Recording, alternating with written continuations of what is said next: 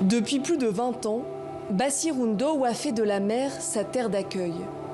Avec son collègue et son fils de 12 ans, il répète inlassablement les mêmes gestes.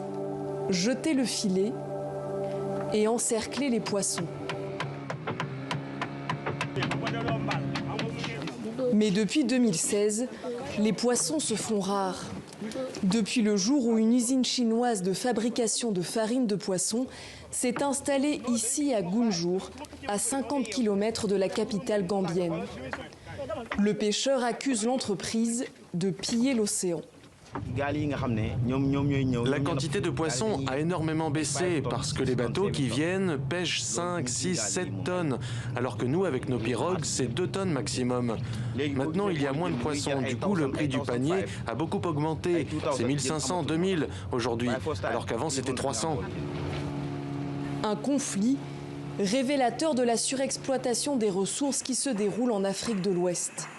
Selon l'ONG de défense de l'environnement Greenpeace, plus de 500 000 tonnes de poissons ouest-africains sont transformées chaque année en farine ou en huile pour les élevages de poissons et d'animaux en Europe et en Asie principalement.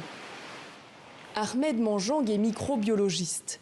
En 2017, effaré par l'apparition d'une marée rougeâtre sur la lagune, il décide de prélever des échantillons et de les envoyer en Allemagne. Les résultats sont alarmants. On a de l'arsenic, 100 fois plus que selon les recommandations. On sait que l'arsenic, en contact avec la peau, peut provoquer des cancers.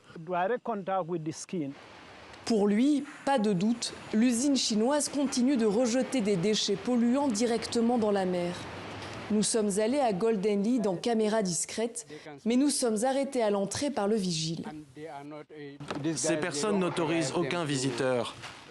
Un scandale de corruption impliquerait le gouvernement gambien avec l'usine. Un procès est en cours et le secrétaire général du ministère de la Pêche a été suspendu de ses fonctions.